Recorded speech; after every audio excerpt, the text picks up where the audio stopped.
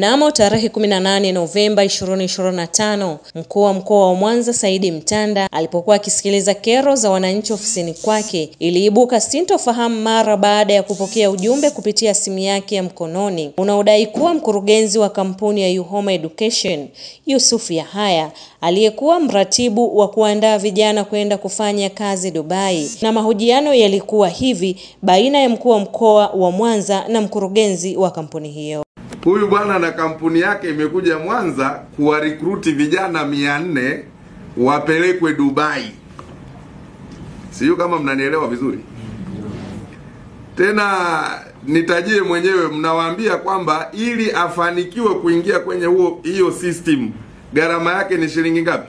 Zaidi ya $100,000. Ni zaidi ya $100,000. Wanafanya mikutano na bodaboda, wanaambiwa wataenda Dubai vijana 400.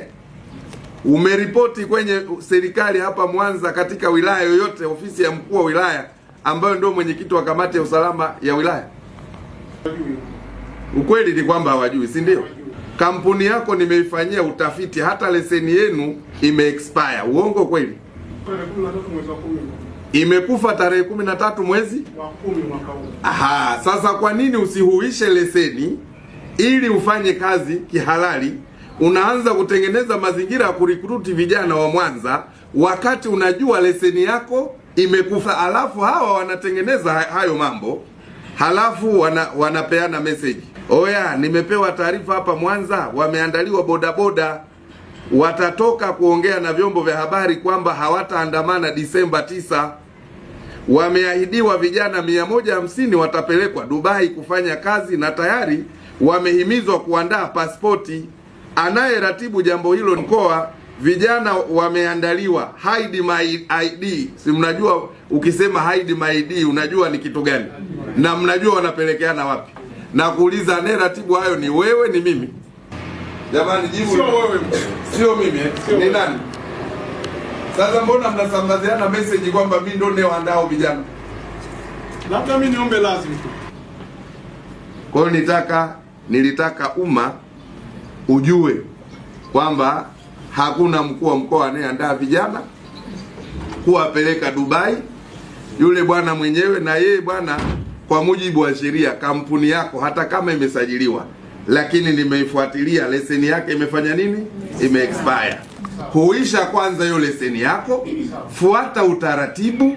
Huwezi kuwatoa watoto watu hapa kwenda Dubai wakipata matatizo huko. Mkuu wa wilaya hajui, kamati ya usalama ya wilaya haijui, na wazazi na nyie mpo. Hata kama kuna shida ya ajira, lakini ajira ambazo hazitafuata utaratibu na taarifa sahihi ni ajira ambazo zitatupa nini? Mashaka. Kwa sababu mtu mwenye nia njema ana jambo zuri, si haje kutuambia hapa mkoani, kule wilayani kwamba kuna nafasi 400, ili tujue wanaondoka lini, wanafanywa mafunzo gani. Ubalozi wetu kule Dubai utuambie kampuni inayowaleta hapa Dubai ni kampuni fulani, ili wakienda kule wakipata shida. Hamjaona kwenye mitandao watu wanaambiwa kawe housing, alafu akifika kule ananyang'anywa nini? Passport. Anakuwa mtu ambaye ameshakuwa mtumwa. Haya mjawahi kuyasikia? Sasa unajua tatizo, sisi tukiambiana mambo kama haya wala hatueleweki. Mtu akishapata matatizo ndo anafanya nini? Ndo anaanza kuelewa. Ukimwambia jambo hili halifai. Kwa hiyo ndugu zangu, kipindi kama hiki, mwananchi yote ana jambo lolote muhimu, hatukatazi, lakini kupeana taarifa ni jambo, ili tuwe na taarifa sahihi ndani ya serikali ya nini kinachoendelea. M24 Online Media ilifanya jitihada za kufika ofisini kwa mkurugenzi wa kampuni hiyo ya Yuhoma Education na kutaka kufahamu, je, ni kweli anaratibu vijana hao na kuwapatia ajira hizo, na haya ndio yalikuwa majibu yake. Hapa nyuma kama siku 4-5 kulitokea sintofahamu fulani, na ndugu yangu mheshimiwa mkuu wa mkoa aliniita kwenye kikao. Mimi niliacha shughuli zangu zote, nikaamua kwenda kusikiliza wito.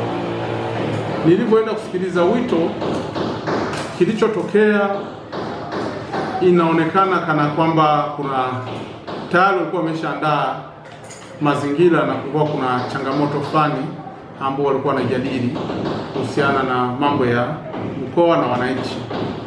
Mimi niliingia. Nilipoingia nilichokumbana nacho,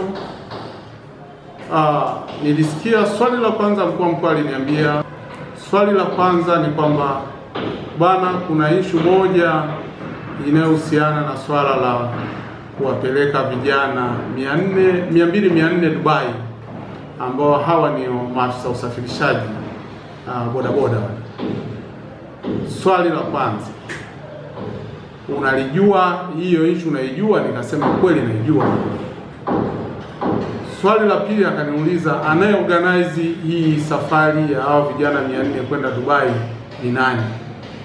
Ni mimi mkuu wa mkoa? Ni ofisi yangu ya mkoa au ni wewe? Nikamwambia ni mimi mkuu. Swali la pili akaniuliza kuwa tumefuatilia vibali vyako ikiwa pamoja na leseni kuwa vimeisha muda wake. Leseni yangu imeexpire, na kwa nini nafanya kazi wakati leseni imeexpire?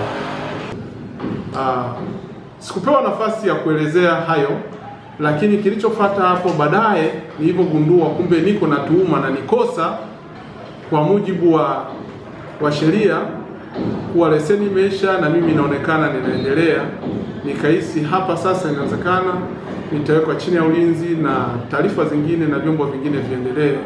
Lakini kilichofuata niliambiwa, haya umemaliza, ondoka. Mimi niliomba samahani kama kiongozi, sikutaka kuendelea tena, na kweli niliondoka kinyonge sana. Swali la kwanza, kuorganize wale bodaboda au maafisa usafirishaji, ni kweli mimi nilienda kuongea nao. Nilipoongea nao nilikuwa nawapa ile swala la leseni nimeshalishughulikia. Mimi nafikiri mheshimiwa mkuu wa mkoa tu kuna kipindi fulani wanasema mkubwa akosei. Angeniomba na muda ule na akatoa maelekezo kuwa nilete vibali na nini, ningemuonyesha. Mbali na majibu hayo, Yahaya ametoa rai kwa waandishi wa habari kuacha mara moja kusikiliza upande mmoja wa chanzo cha habari. Balance inawezekana pale nilinyimwa fursa kurespond kwa sababu ilikuwa ni prompt question, watakuja na kitu kwa ajili ya kubalance hii story. Lakini kilichotokea ni kwamba hawakuja na baadaye hawakunitafuta.